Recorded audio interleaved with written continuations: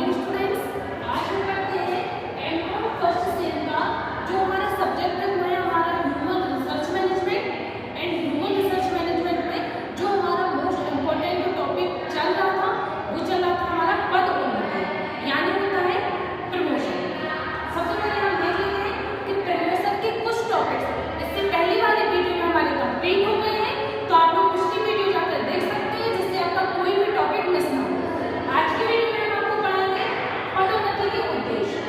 देखिए पदोन्नति के क्या उद्देश्य होते हैं, किस उद्देश्य से हम अपने कर्मचारी की पदोन्नति करते हैं, आज हम इस चीज को क्लियर करेंगे। लेकिन इसको पढ़ने से पहले थोड़ा सा हम पदोन्नति के बारे में समझ लेते हैं, प्रमोशन के बारे में समझ लेते हैं कि प्रमोशन क्या होता है। देखिए प्रमोशन क्या होता है, जब हम अपने जो हमारे यहाँ कार्यरत कर्मचारी होते हैं उन कर्मचारी के पद में उन्नति करते हैं, उनके लिए जिम्मेदारी वाला और काम सौंपते हैं, उनकी पोस्ट को बढ़ाते हैं, उनके वेतन को बढ़ाते हैं, उनको एक स्थायी रूप से उचित काम देते हैं। मतलब सीधी सी है कि उसके सारी योग्यताओं को बढ़ाते हैं। और इसी चीज को हम क्या कहते हैं, पद उन्नति।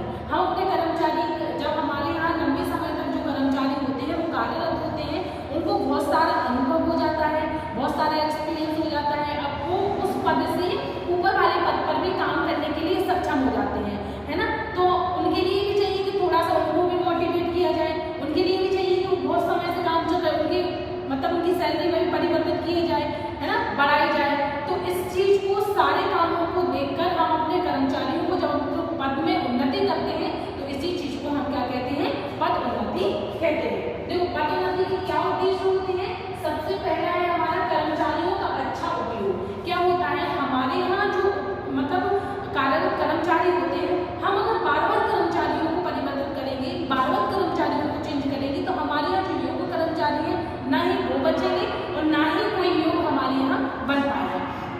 हम सोचते हैं कि हमारे यहाँ जो कर्मचारी 1-2 साल से काम कर रहा है हम उसी का अच्छी तरीके से उपयोग करें, उसी के मनोबल को बढ़ाएं, उसी की पदोन्नति करें, उसी को काबिल बनाएं, जिससे उसमें अपनेपन की भी भावना आएगी और वो मोटिवेट भी होगा और काम करने के लिए इच्छुक भी होगा। दूसरा है हमारा कर्मचारियों को दीर्घकालिक सेवा का पुरस्कार। देखिए क्या होता है, पदोन्नति कब की जाती है, जब हमारे यहाँ जो कर्मचारी होते हैं वो दीर्घकालीन लंबे समय तक काम कर रहे होते हैं। अब ऑब्वियसली लंबे समय तक व्यक्ति काम करेगा तो कुछ परिवर्तन तो चाहेगा, चाहे सैलरी हो चाहे पद हो। तो जब हम उसको लंबे समय तक काम करने के बदले में उसकी सैलरी में पद में उसको पुरस्कार देते हैं तो यही हमारी पदोन्नति कहलाती है। तो इसलिए कर्मचारी को दीर्घकालीन जब वो लंबे समय तक काम कर लेता है तो उस सेवा का पुरस्कार जो होता है वो क्या होता है, प्रमोशन। फिर नेक्स्ट है हमारा श्रेष्ठ कर्मचारी को संस्था में बनाए रखना। अब हमारे यहाँ जो अगर हम उनको मोटिवेट नहीं करेंगे या उनको पदोन्नति नहीं करेंगे, प्रमोशन नहीं करेंगे तो वो मोटिवेट नहीं होंगे, वो डिमोटिवेट होंगे कि यहाँ कुछ नहीं होना है, इसी तरीके से हम कई सालों से ऐसे हैं। तो उनके लिए उनके मोटिवेट के लिए संस्था में क्या होता है, हम संस्था में उन्हें बनाए रखने के लिए थोड़ा थोड़ा सा उन्हें मोटिवेट करते रहते हैं, मतलब प्रमोशन करते रहते हैं, जिससे वो भी खुश होते हैं और सभी कर्मचारी मतलब संस्था में वो बने हुए रहते हैं। नेक्स्ट है फिर कर्मचारी में अपनेपन की भावना का विकास करना। कर्मचारी में अपनेपन की भावना कब आएगी, जब उसको उस संस्था में अपनापन लगेगा, जब उसके साथ अपनेपन जैसा होगा।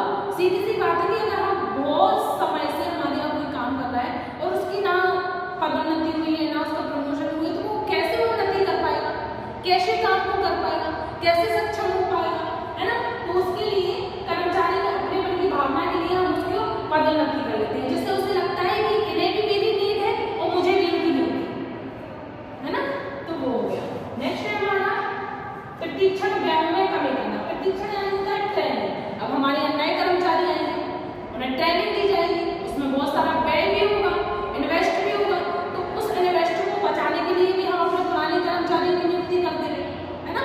हमारे यहाँ नए आएंगे वो नॉर्मल काम करने लगे, जो पुराने हैं उसकी हम पदोन्नति कर देंगे। तो वो हो गया।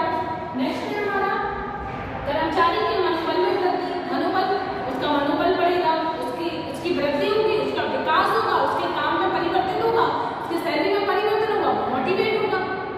फिर नेक्स्ट है हमारा सातवां नियोक्ता व कर्मचारी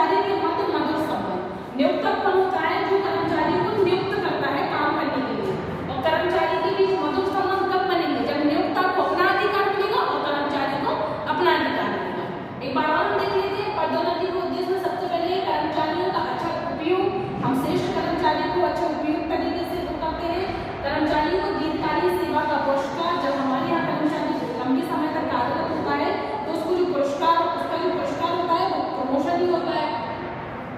नेक्स्ट है श्रेष्ठ कर्मचारी को संस्था में बनाए रखना। हम चाहते हैं कि अच्छे जो कर्मचारी को संस्था में लंबे समय तक बने रहे। फिर कर्मचारी के अपनेपन की भावना का विकास करना। हम चाहते हैं कि कर्मचारी के अंदर अपनेपन की भावना विकास हो, जिससे वो अपना समझ के ही वर्क को करे। फिर हमारा नेक्स्ट प्रशिक्षण व्यय में कमी करना। ऑफिस की हमारे यहाँ के कर्मचारी ही कार्यरत होंगे और ऊंचे पद पर तो प्रशिक्षण नहीं देना पड़ेगा, ट्रेनिंग नहीं देना पड़ेगा, तो उसकी में कमी होगी ना। कर्मचारी के मनोबल में वृद्धि, कर्मचारी मोटिवेट होगा, नियोक्ता व कर्मचारी के मध्य मधुर संबंध। साथ ही आप लोग को बता दें कि आप लोगों को जो day by day topics by topics videos डालते हैं हम, तो आप लोग अपने नोट्स तैयार करते जाएं, जिससे आपका मतलब कोई भी टॉपिक मिस ना हो। अब आप लोग ये नोट कर लीजिए, इसके बाद मैं आपको नेक्स्ट वीडियोस में